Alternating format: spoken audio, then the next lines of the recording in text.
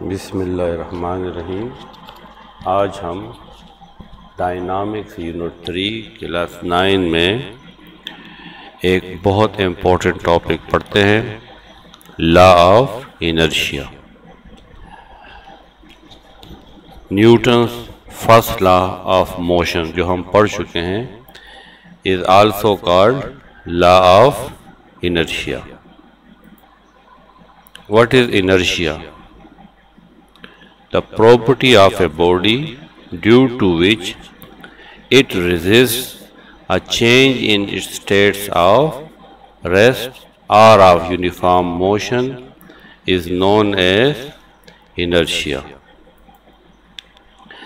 Inertia का अगर हम मीनिंग समझें तो इसका मतलब है कि एक बॉडी, ये एक फिजिकल बॉडी है, इसकी ये प्रॉपर्टी है कि ये रेजिस्ट करेगी, ये मुज़ाहमत करेगी।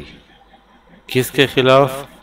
अपने रेस्ट या यूनिफॉर्म मोशन के खिलाफ।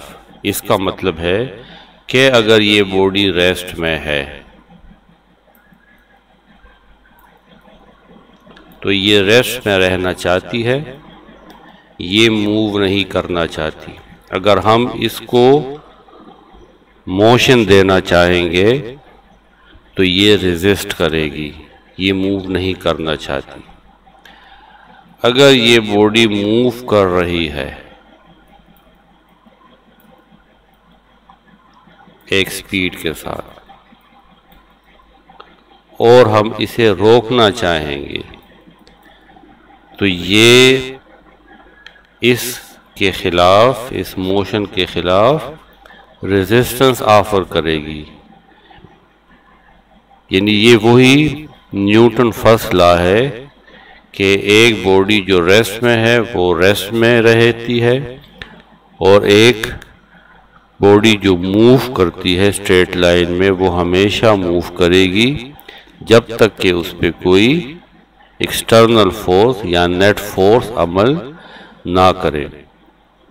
यहाँ पे हम कह सकते हैं कि एक बॉडी अपनी हालत में खुश है, जो रेस्ट में है वो हमेशा रेस्ट में रहना चाहती है और जो मूव कर रही है वो हमेशा मूव करना चाहती है। अगर हम इस रेस्ट या मोशन को डिस्टर्ब करते हैं, उसको चेंज करना चाहते हैं, तो ये बॉडी उसके खिलाफ रेजिस्टेंस ऑफर करती है। रेजिस्टेंस मीन मुज़ाहमत। इसकी दूसरी डिफिनीशन है the resistance to change in velocity of a body is known as inertia. ये जो इनर्शिया है ये असल में रेजिस्टेंस है, एक मुज़ाहमत है। किसके खिलाफ? Change in velocity. यानी अगर एक बॉडी रेस्ट में है, उसकी वेलोसिटी 0 है तो वो रेस्ट में रहेगी। उसको अगर हम मोशन में लाना चाहेंगे तो वो बॉडी इस चेंज के खिलाफ रेजिस्टेंस ऑफर करती है। इसी तरीके से अगर ये बॉडी स्ट्रेट लाइन में मूव कर रही है एक ख़ास स्पीड के साथ, तो अगर आप इसकी डायरेक्शन को या इसकी स्पीड को चेंज करना चाहते हैं तो वो इसके खिलाफ रेजिस्टेंस ऑफर करती है। यानी अगर आप एक बॉडी की स्पीड को कम करेंगे या ज़्यादा करेंगे या इसको दाएं या बाएं मोड़ना चाहेंगे तो ये इसके खिलाफ रेजिस्टेंस ऑफर करती है। इसकी मिसाल हम ऐसे ले सकते हैं, देखें जब हम लोग किसी गाड़ी में बैठे हैं और वो रेस्ट में है तो हम सब इसके साथ रेस्ट में हैं। जब वो गाड़ी मूव करती है तो हम पीछे की तरफ चले जाते हैं। ये पीछे की तरफ जाना क्या है? ये पीछे की तरफ जाना असल में ये शो करता है कि हमारी बॉडी उसी तरीके से रेस्ट में रहना चाहती है, उसी पॉइंट पे रहना चाहती है जहाँ पे ये पहले थी, ये मूव नहीं करना चाहती। इसी तरीके से अगर आप एक गाड़ी में बैठे हैं तो गाड़ी ब्रेक लगाती है तो हम आगे की तरफ गिर जाते हैं, या अगर सीट के ऊपर कोई पानी की बोतल पड़ी है तो वो आगे की तरफ गिर जाती है। ये इस बात को शो करता है कि जब हमने ब्रेक लगाई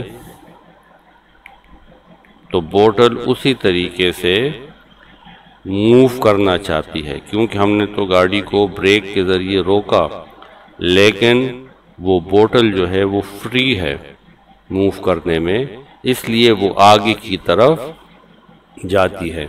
अगर हम गाड़ी में बैठे हो और हम दाएं की तरफ मुड़ते हैं, गाड़ी दाएं की तरफ मुड़ती है, राइट की तरफ मुड़ती है, तो हमारी बॉडी जो है वो उस मुड़ने के खिलाफ मुज़ाहमत पेश करती है, वो उसी तरीके से सीधा जाना चाहती है।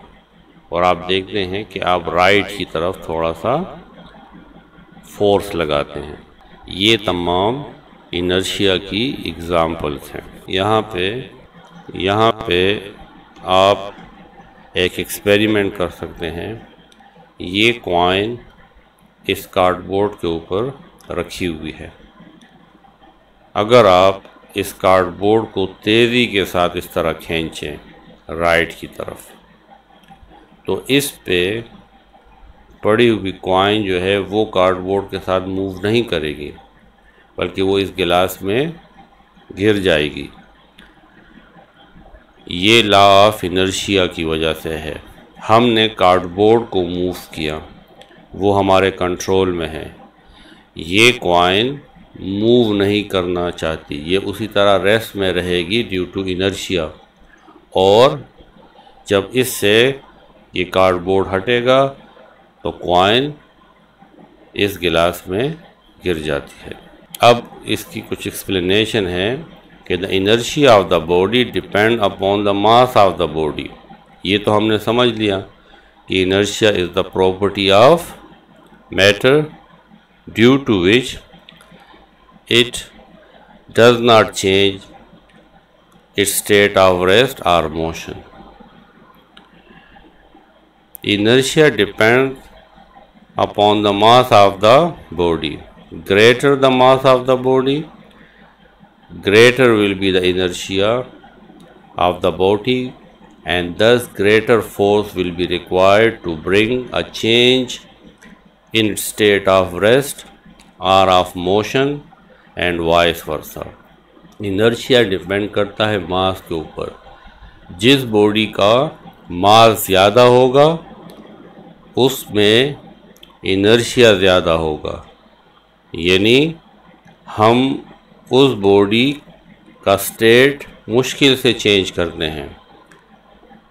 अगर एक बहुत बड़ा ट्रक है वो रेस्ट में है तो उसे मोशन में लाने के लिए ज़्यादा फोर्स की ज़रूरत है, क्योंकि उसमें इनर्शिया ज़्यादा है। उसकी हालत चेंज करने के लिए हमें ज़्यादा फोर्स की ज़रूरत पड़ती है। या अगर एक ट्रेन है वो मूव कर रही है तो उसको रोकना मुश्किल है, क्योंकि उसका मास बहुत ज़्यादा है। इसलिए मोशन से रेस्ट में लाने के लिए, यानी उसका इनर्शिया चेंज करने के लिए, हमें ज़्यादा फोर्स लगानी पड़ती है। Therefore, we can say that mass is the measure of inertia of a body. मास क्या करता है? मास किसी बॉडी का इनर्शिया बताता है, यानी अगर एक बॉडी का मास ज़्यादा है तो उसमें इनर्शिया ज़्यादा होगा। अब ये कुछ एग्जाम्पल्स हैं कि driver needs to wear seat belts when driving because of the effects of inertia.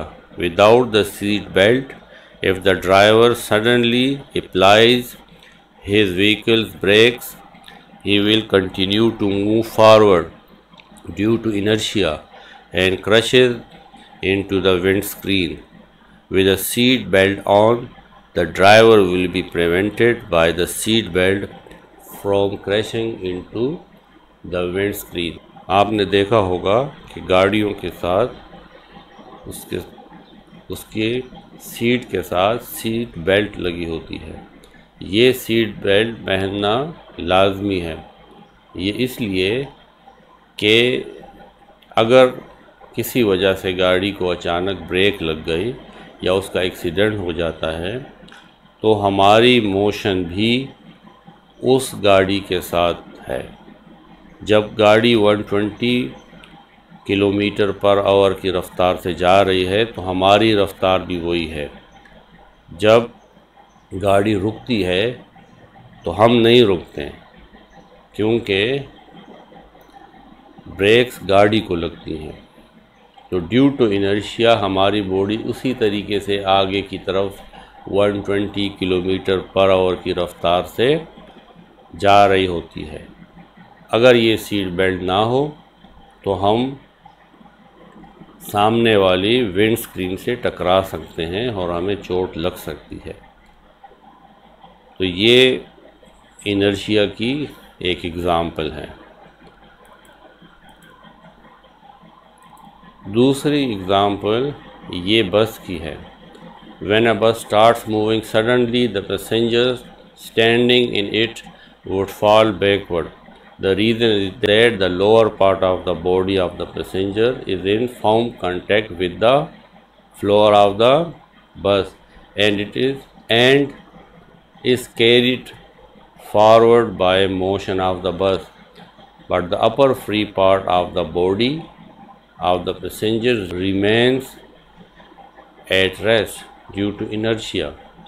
So the passengers fall backward.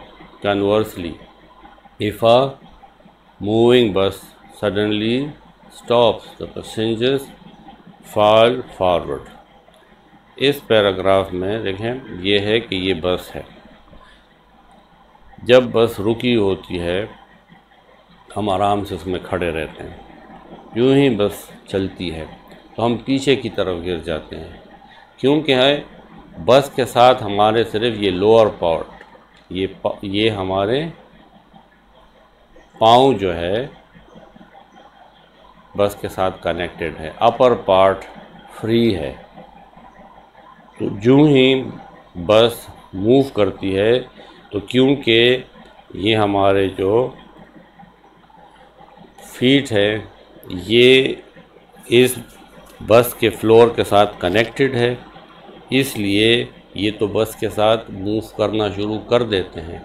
लेकिन due to inertia upper part जो है वो बस के साथ मूव नहीं करती, वो बस के साथ कनेक्टेड नहीं है. इसलिए अपर पार्ट जो है वो रेस्ट में रहना चाहती है और हम पीछे की तरफ गिर जाते हैं. इसी तरीके से अगर बस अचानक रुक जाए तो ड्यू टू इनर्शिया हम आगे की तरफ बैंड हो जाते हैं. इस तरीके से और भी बहुत सारी एग्ज़ाम्पल्स हैं जो इनर्शिया को एक्सप्लेन करती है.